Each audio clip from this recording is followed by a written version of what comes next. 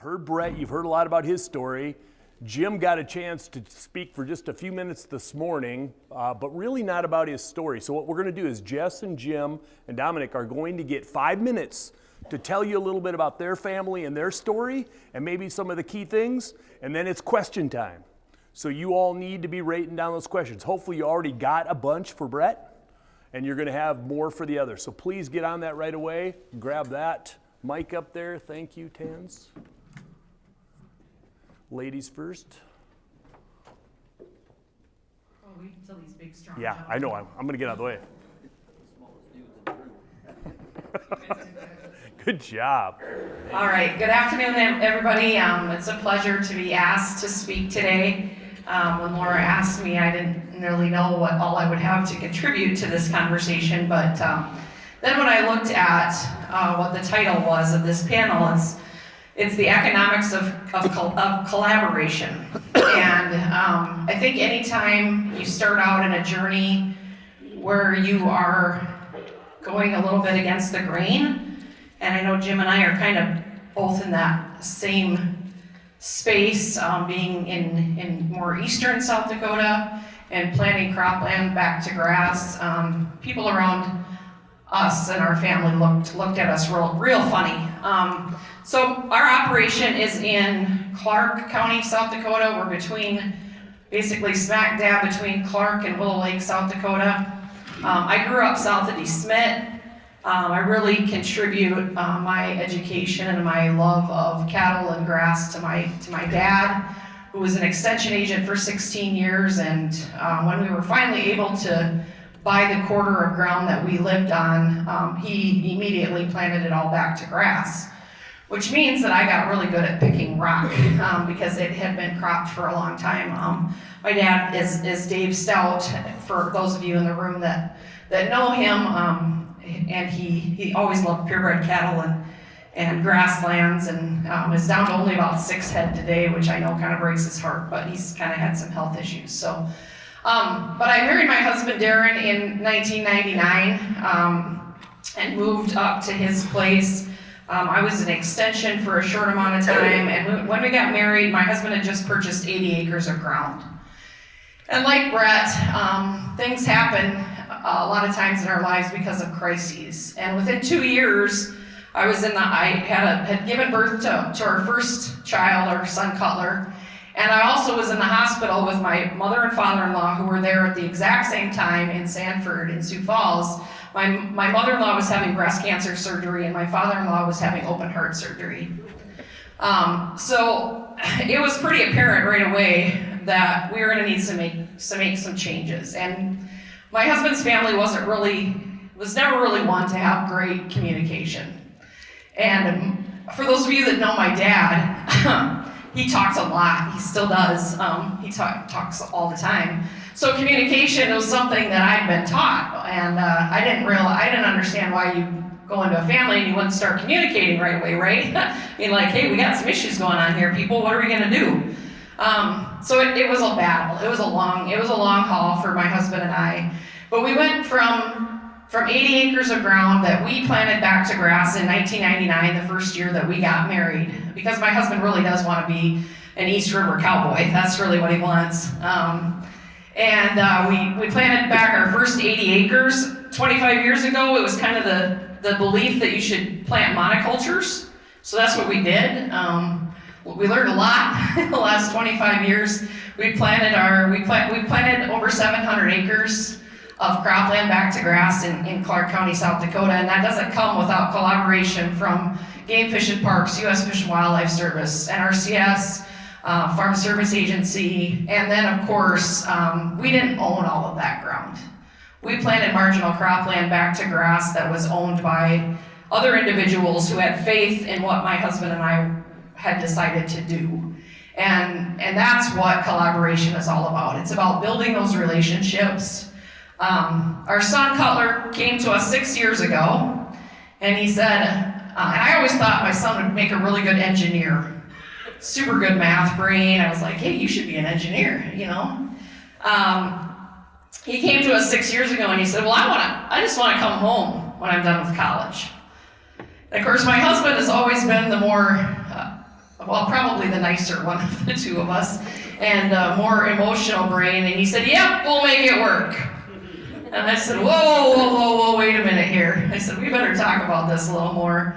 But honestly, the changes that we've made, not only in planting cropland back to grass, but really doing some more management intensive type grazing. Polywire is a great invention, honestly. Going to no-till, a more diverse crop rotation, utilizing everything that we can use as far as the science that's out there, educating ourselves. It brought our son Cutler back to the operation when he graduated from SDSU last May. And it's great to have him home. It's working out for us right now. He's on a salary, and we're looking for planning on how to transition the operation to him. Of course, we constantly battle what land prices are in our area, and those people that we rent from that are looking at maybe selling in the future. So I think we'll probably have some big decisions to make in the near future. I know we will. But as being an NRCS employee also for the last 20 years, I've gotten to practice what I preach. I think it has helped me a lot in my growth and in helping make decisions on our operation. So I guess that's our story. Hopefully that was short enough. I'll pass it to Jim. Jim Faulstich. I'm from Highmore, which is about 60 miles straight north of here. It's a little hard to cram 50 years of a process into 5 minutes, but hopefully I generate some questions that'll lead to further discussion. So going back, why I got into collaboration, and trust me, it was because of economics. We started out in 1973, and the first few years we dealt with drought. 1976 was the worst drought that even the old-timers that had been through the 30s at that time had ever seen. Zero production.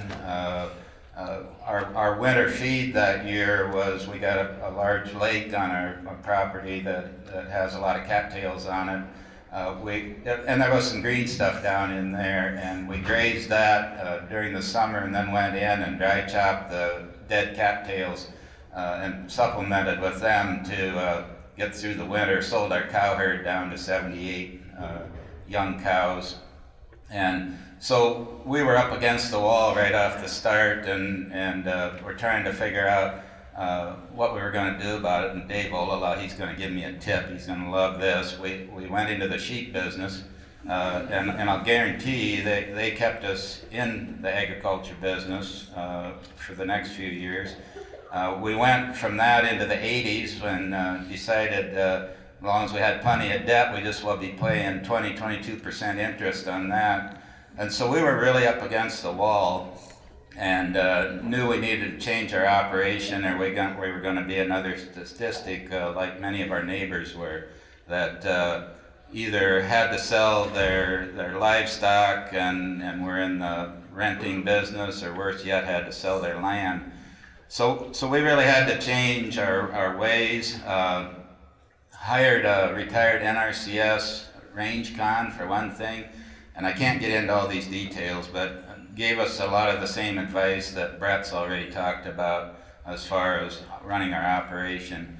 But the big thing that I want you to take home from this is we changed our operation from all about production to all about taking care of our natural resources.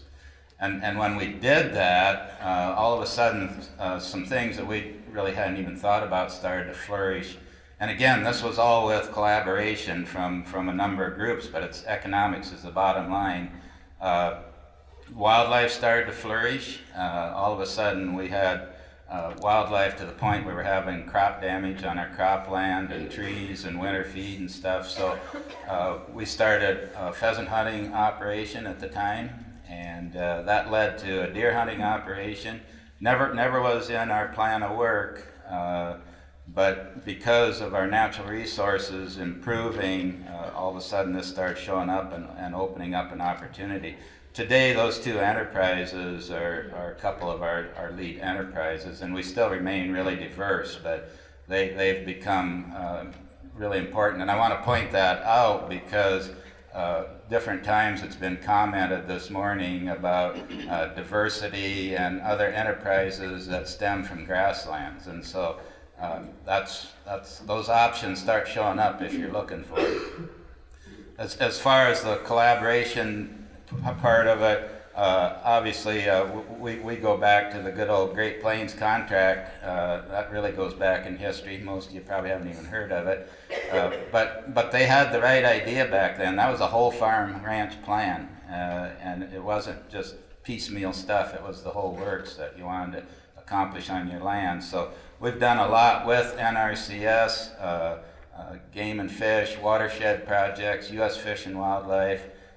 In the meantime, we were able to bring our daughter and son-in-law back into the operation.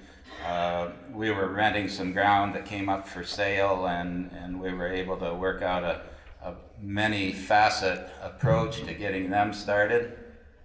The big part of it was grassland easements. Lyle brought that up this morning, as we have put a number of easements on, and so that's an option I would consider encouraging you to at least look at to help young people get started or deal with health issues or retirement or generational transfer or settle with siblings, and the list goes on and on.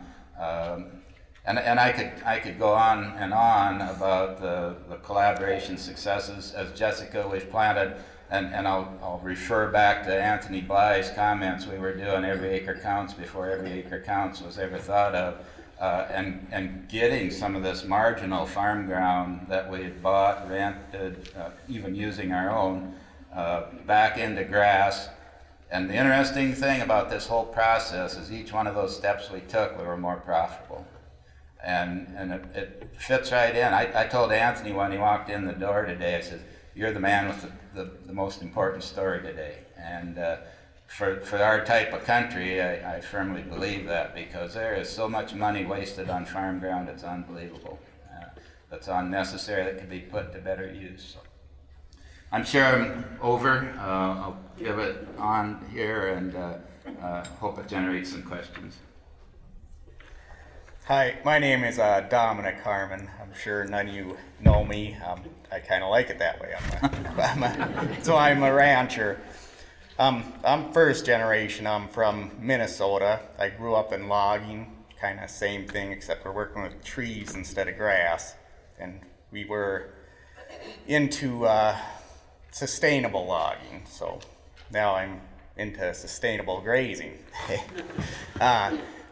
I guess I've worked a lot with NRCS to get my ranch running. I don't know if it would be going without them. Usually when they couldn't help me with one of my ideas, they'd point me to who could, and there usually was someone else that they could point me to. So the NRCS was my main go-to for anything I wanted to involve my rotational grazing or ranching. I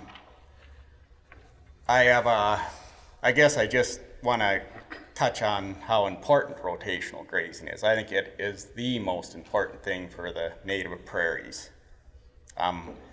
When I started my ranch, it was like I was about 1% under the average for the area of AUM production, and now it's about 48% over.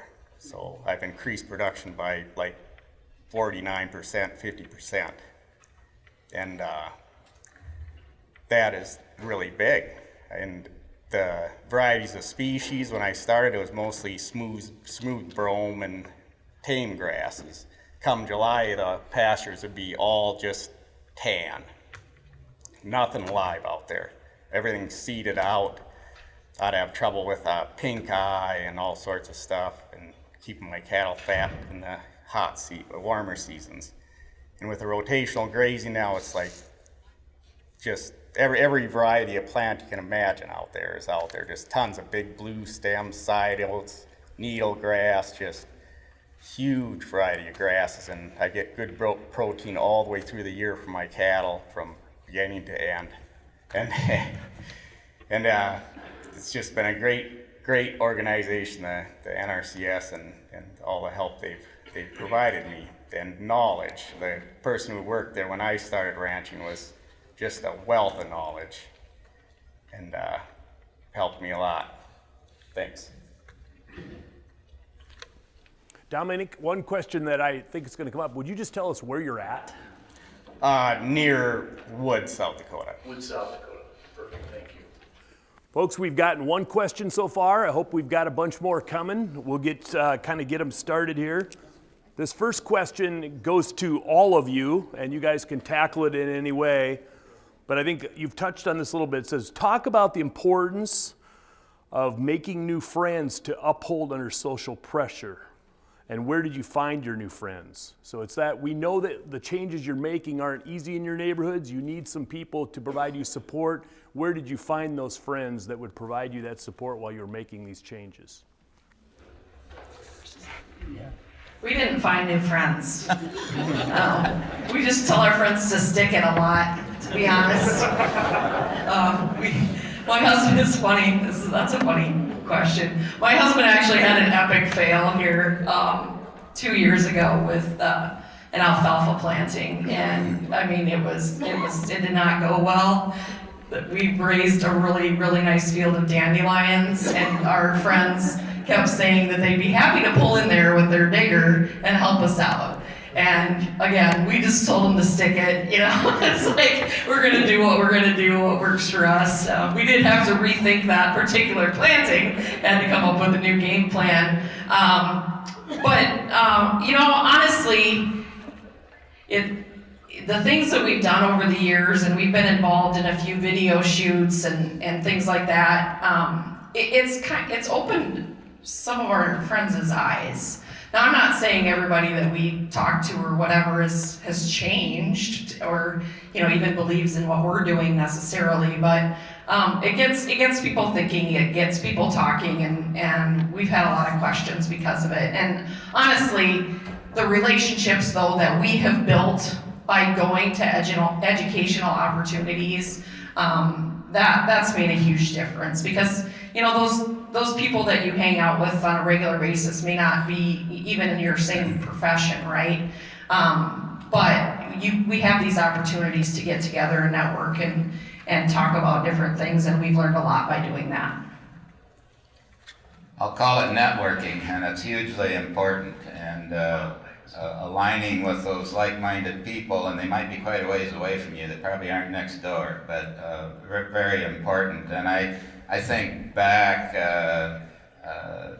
to some of those original bus tours that were put together in the state, either by the Grassland Coalition or Bootstraps, that went different places, built a lot of those relationships belonging to the Grassland Coalition, and now you could add the Soil Health Coalition to it.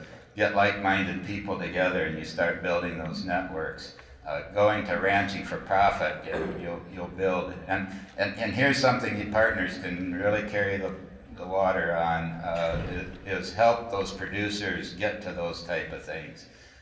I think so often, I'll see an agency person show up at a meeting, maybe even this meeting's a good example, with an empty vehicle. Well, why not bring several producers along that you can get started down the right track? And so that networking is huge. Those partners that have information are huge networking partners. But trust me, it can be a lonely world out there when you do something stupid, as Jessica refers to. And I think back, I was probably on the cutting edge of doing these things, and I was the first one to use polywire for I don't know how many miles around. Just nobody used it. It was one of those impossible feats, right?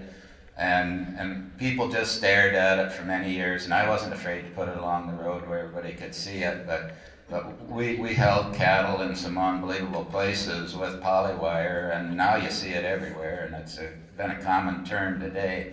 I think also of cross-fence weaning, which is just an impossibility, right? About the second year we did that, I was actually in the road ditch on Highway 47 checking power on an electric fence. I would advise you have electric fence if you're going to do that. And the neighbor comes tearing down into the road ditch like he was going to a fire, and I thought there was something wrong, and he says, "What in the heck are you doing?" And I said, "Well, checking the fence. He says, well, you weaned your calves out there. How are you going to hold them in that? He says, I can't even hold them in railroad ties and guardrail. And you're going to do it out there? Well, again, it was handling them, having them electrical fence broke, and now you hear about that a lot more places. So it is important to find those people, not only to learn from, but to network with, that you can get on the phone and call or go visit with or whatever. And again, I encourage partners to facilitate that. Yeah, I like networking and meet a lot of interesting people. Friends are hard to make. I think I made most of my friends in high school. Yeah, I think they pretty much said it, but a couple things I would add is that one thing, it's okay to be different. You know, there's nothing wrong with that. And time will reveal. And before long, people are coming saying, I had a young guy who was in his 20s, late 20s when we were making this transition, and he was farming quite a bit already then, and he does a lot more now. And he said, man, that was killing me when I was watching what he was doing to your farm ground. He said, I thought you lost your mind, really. He said, now you're the one that's got grass and hay when everybody else doesn't have any. He says, I can't believe it. And so it just took some time for him to wear it for a little while, you know, to see that, you know, that it is a good thing. And so. Brett, since you've got the mic, there was a question for you specifically. It says, would you do anything differently from an infrastructure standpoint if you were starting today? Yeah, there's two things that I would do different, but I don't have the information. I have more information now than I did then. So, you know, but the two things I do different is, one, I would plant a more diverse mix of grasses. You know, the least I think we planted was like 7. And I would have planted more diverse mixes in all of it. But, you know, we did what we could, and we were trying to raise the ship. And so we did what we did there. The other thing is I probably wouldn't have put any fencing in internally. I probably wouldn't have put any internal fencing in. Because when you're trying to calve that time of year, which is a whole other story I won't go into, but we learned a lot about how to calve during the summer, that time of year. But it'd be a lot nicer if we didn't have all them fences. My best gate is a pair of fence pliers. I use them all the time because that's the best way to go from here to there. Gates are just never in the right places. Yeah. But if we take out all the cross fences and use poly wire, calving would be a breeze. Very good.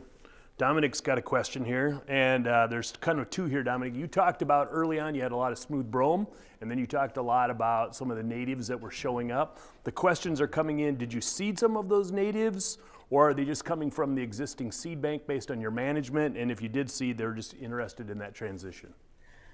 Yeah, they were all there. They were just grazed so heavy you couldn't see them. They're just probably that tall and sparse. So as soon as you gave them a break, they just started to show up.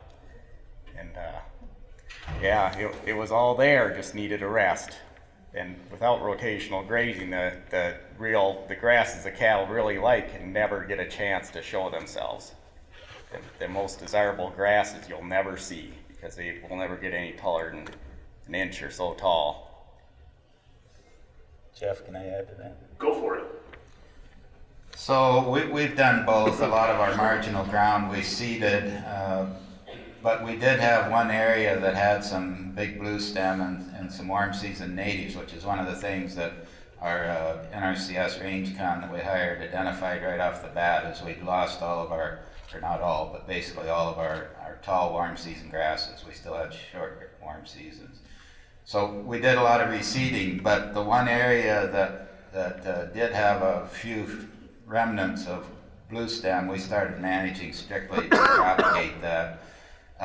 And it's unbelievable today what that looks like by just managing it. And again, one of the things we did, Dave, is ran sheep in there in September, and they would tend to go through that blue stem or near it and catch that on their wool and drag it around different places. And we thought, well, we saw that happening in that pasture, and why can't we replicate that other places? So we actually went in and harvested some of that native in that pasture, moved it to a different one, and I'll never forget, my brother harvested it with a combine couldn't get it out of the hopper. We actually had to swing the auger out of the way, and I was up there with a fork handle poking it out to get it out of the combine, augered it into the back of the pickup, and my wife drove, and we went across the pasture, and I threw it out a handful at a time.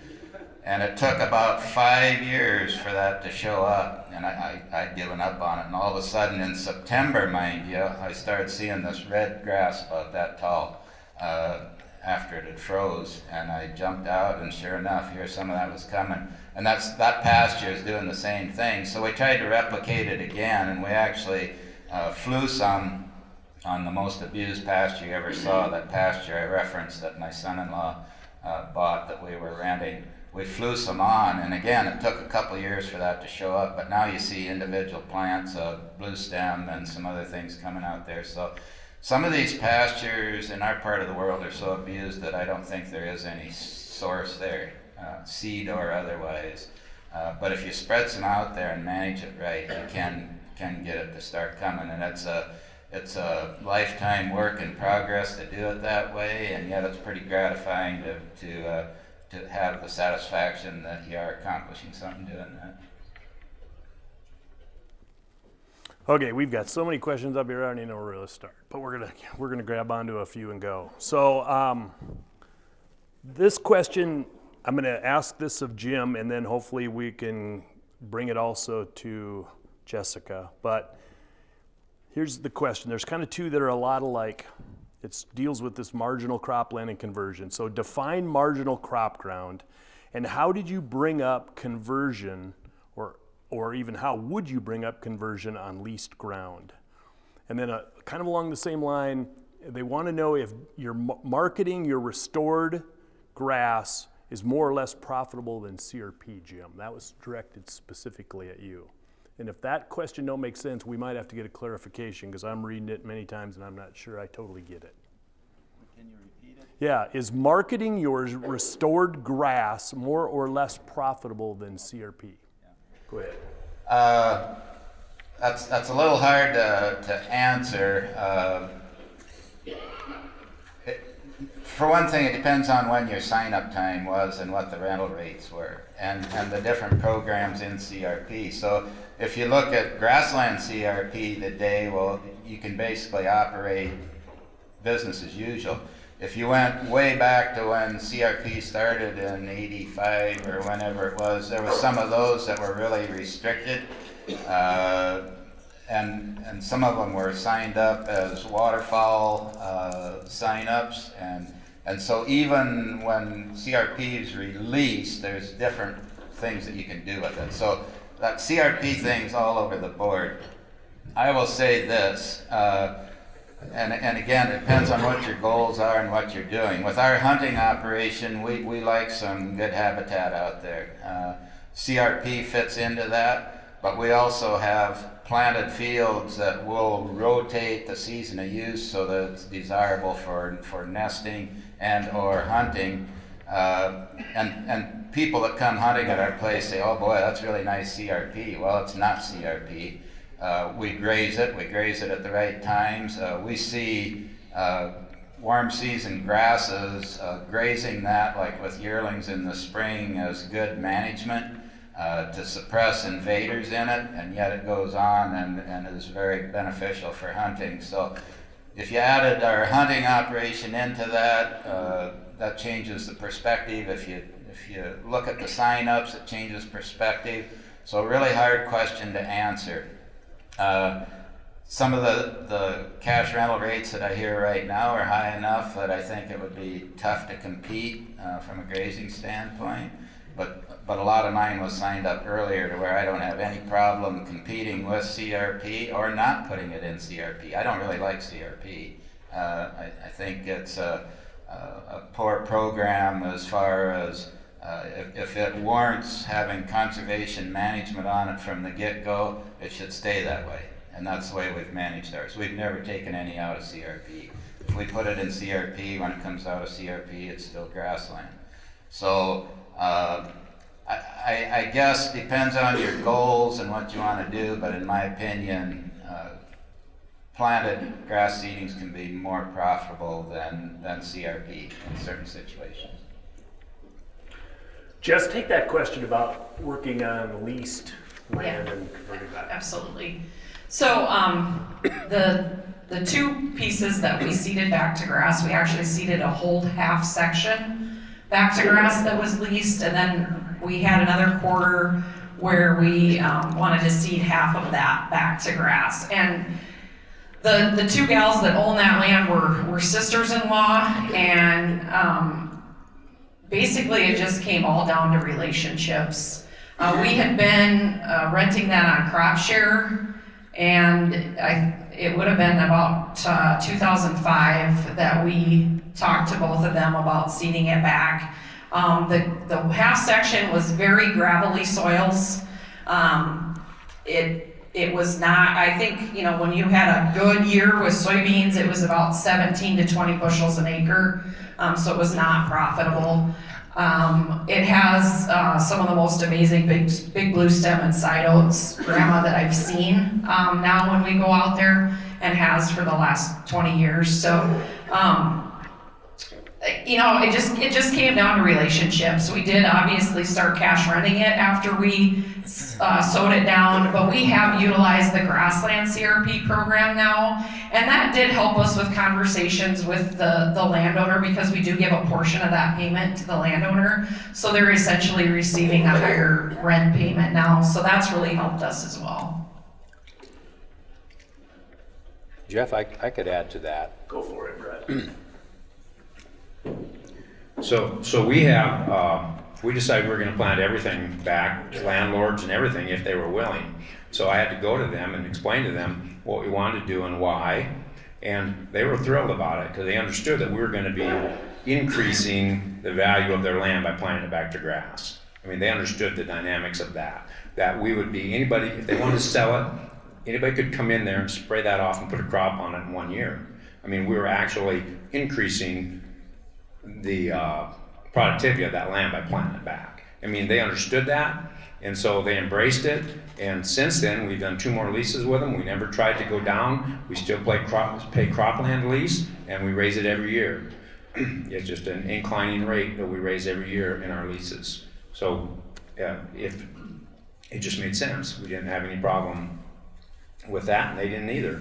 They knew that we were doing them a favor by doing it. Very good. We've got about 4 minutes left, and so here's a question that we'll tackle, and we've got more, and you folks are all going to know you're going to be able to catch these people, and you're also going to have to come to some of the other opportunities to get questions asked. But here's one. How is climate change affecting the work that you do, and how are you planning for it? So that was a question that was going to be more general for all of you and kind of a tough one, so I thought we'd end with that one. In what way? They're wanting to know, and maybe you could say it's not, but they're saying, is climate change affecting the work you do, and how are you planning for it? Okay, well, I would say probably not at all, because we're actually moving our whole business, our whole ranch in a direction where drought doesn't affect us near as much as it used to, and heavier rain events don't affect us near as much as they do. And my dad, who's 93, says we don't have any kind of weather like we used to when he was a kid. Now, of course, you gotta take that with a grain of salt, but he says he can't see any climate change in his mind, but he's got a few more years than I do. But no, so we've made our ranch resilient by what we've done. So we should be able to weather the storms. Me, I just, moved towards, I have half of my hayland in warm seasons, so if we have late rains, I still get good production on my warm seasons. If we have early rains, still have some good cool seasons, so just kind of cover both sides. Very good. I don't know whether you want to call it climate change, that's always a debate, but weather's always been extreme, still is, still will be, and some of the things we've done to work around that is, number one, we used to call it a drought plan in place at all times. Anymore we call it a disaster plan. year ago, last July, we had 8 quarters, well more than that, 11 quarters of native grass hailed right into the ground. You talk about an eerie feeling. You don't realize how much noise there's really out there until you go someplace that's had that kind of destruction, and you don't even hear a cricket or a bird or anything. I mean, everything was dead but the cattle. And so that wasn't the drought. We had plenty of rain with it, but it created a situation we had to deal with. And being that kind of prepared has really stabilized our operation and been able to deal with hardships. The same thing can happen in the winter. You can have a winter drought when you get snow 100 inches deep, where you're probably done grazing in most cases. And so our disaster plan is what we've done. The other thing I would share is diversity has been huge for us. We run yearlings now. We used to be a cow-calf operation. We have the hunting operations. We have a number of other operations, and diversity, whether it's in your plantings, as Brett mentioned, in your economic drivers. We just can't say enough about that to weather any of the storms that come along. And I don't have a whole lot to add. We're basically with the same mentality there, but just, we want to make sure that we're never, getting too super overstocked or anything like that. We don't plan to, even though there's years obviously where we can probably graze more head than we do. We still don't do it. We definitely believe in rest and recovery. So that's our plan, I guess. Perfect. Folks, let's give this group a big round of applause.